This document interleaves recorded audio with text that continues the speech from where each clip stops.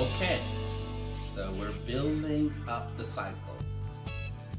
The next part of the reporting services is you need to report from a source, data. I went ahead and created a lot of the database. Listen, it's not very complicated. Don't expect a genius work of art, but I put some data in the database, and it's just mainly for demonstration. So we're going to get right into creating a data source and a data set. In SSRS, it's traditional for us to take these data sources and data sets and put them in individual folders and start organizing folders as far as getting the reporting information. Okay, so first thing we're going to do here is show you how to create folders. You click on New, you type in data source because we're creating a folder to store the data source connections. So you also have to give it time to refresh after you create a folder. And there's your folder's name. So now we're going to go inside of the data source folder and we're going to create a data source connection. On this screen we have to give the data source a name, a description. We're going to name this one dev_ds. Put something in for the description. We're connecting to Microsoft SQL Server because we downloaded SQL Server in part 1. And we're gonna put in the connection string here. And I got a copy of the connection string in Notepad. And it'll have the name of the server and the database I want to connect to. I'm gonna be viewing the report in the role that I am in now. So that's as the user viewing the report. In production, you'll probably put in username and passwords, and then we're testing a connection, but you can see all the other options there. The way I came with the connection string, I'll go over the SQL Server real quick, and you see where I have the name of my server and the name of the database.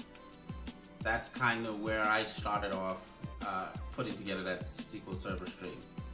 And so we'll click create, and there we have dev_ds data source. So we're going to click on home. We're going to create a folder for the data set. Now we have our data set folder. We're going to go in and open up the data set folder, go back up to the new menu and select data set, and that will automatically open up the report builder. I'm going to flip over to SQL and just give you a little glimpse of the data that we're expecting to bring in. We're going to use this query at the top, and those are the results that we are expecting there. So now that we have a preview of the data that we're expecting, we're going to head right back over to the report builder, and the first thing we're going to need to create a data set is to select a data source. And we saved that already in the previous steps. So we're going to navigate through and browse for our data source, select that data source, and now we're able to create a data set. So now what we're going to do is copy our SQL into our data set screen here. And so we're going to click on edit as text. Then we're going to paste this text in here. Let me give you a little room so you can see. So we're going to go back to SQL, select our text, paste it, and then we're going to save it. And we will rename our data set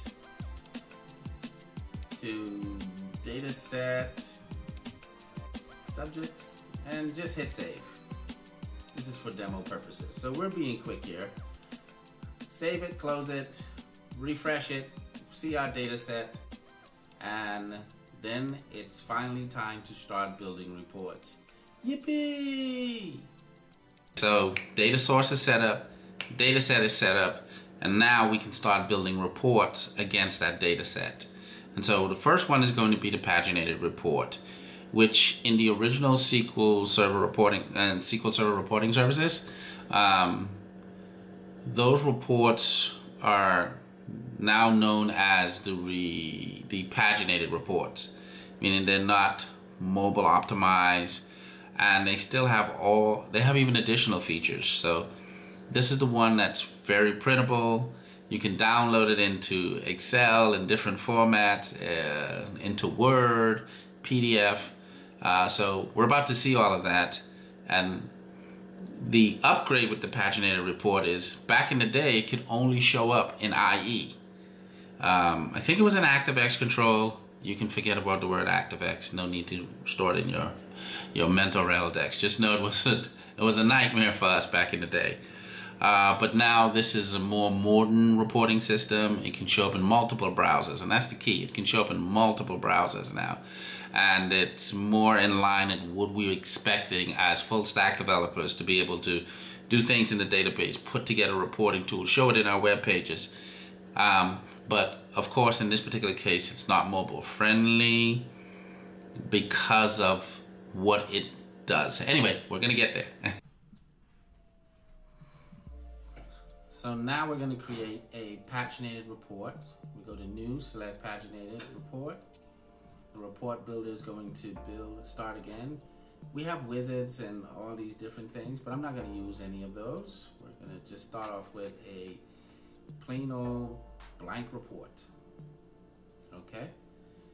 Now, in order for us to get this running, we're going to need a data source. So I'm going to right click and add data source.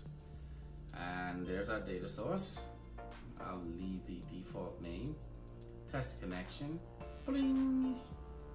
And hit OK. After that, now I'm going to go and add a data set. And we're going to browse for it and go to our dataset folder, select subjects, and then we're going to rename it to subjects. It's a capital U again. Let me delete that bad boy.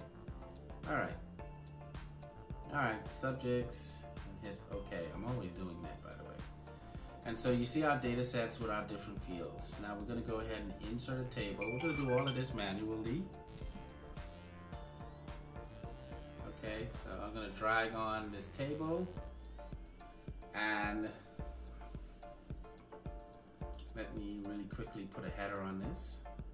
And I'm hoping I'm showing you a lot of things quickly. I'm going to grab this label, drag it up to the top, put a name in there, subjects and classes.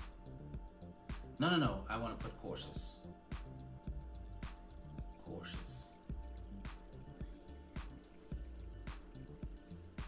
All right, so we're gonna drag this up to the top here, okay? And now what we're gonna do is add different fields from the data set. I think you see where we're going now. I'll put in subject, description, course code, course title. So we're just taking fields from the data set and adding them to our table. Let's see, we have extra, put the course description.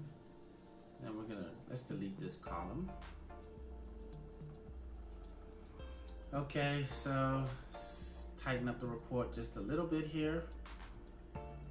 And now we're gonna run. Now there's a lot more formatting to do, but fairly easy once you have all the components in place, right? I mean, there's a way to make this report look a lot better. The data is kind of all over the place, but you kind of get it. You can also export. This just comes out the box. This is what you can do. And you could play with the print layout to, that when people hit print, I spend a lot of time there when I'm creating reports, and I put a lot more effort. We can put images and everything. But this is not an exhaustive, how-to. So now we're gonna save this report, and in this case, we're gonna save it at the root of the server. I didn't create a thing for this. There I go with the subjects with the capital U again. Okay, let's go. Subject. And I hope you see how fairly easy it is to use reporting services. You close, you save. I'm gonna hit refresh. Your report is going to show up. And You see how we have all that reporting services to the top? We can make all that go away. Let's go ahead and click on the report, and in the website, you see we still have the same features, and this is in Chrome. There's the time this thing would only work in IE. This is in Chrome HTML5. Okay, so I'm gonna do something to get rid of that reporting service you see at the very top, the favorite, the browser, all that. This is what we're gonna be doing when we're embedding it into a web page. We're gonna have all of that going, and do you see how it disappeared? It would just be the framework of your website showing the reporting server, and it still has all those features to save in different formats, print, everything out the box. And it's like a lot of pieces had to come together, but once that's done, everything is just data source, and presentation. This is a really good tool to have under your belt, and very easy to start training yourself how to use it. So that's it for Paginated Reports. We created a data source, we created a data set, and then we created our Paginated Reports. Again, I go back to the thing my dad told me. Complexity is a bunch of simple parts. These are all simple parts. And once you put them together, it allows you to generate reports for business. The next one is mobile reports. And I just wanted to introduce you to my Nerd House Geeks channel on YouTube. And I have other videos out there dealing with other topics, of course. And just stop on by and check me out, subscribe to my channel, and I try to stay busy. Thank you very much.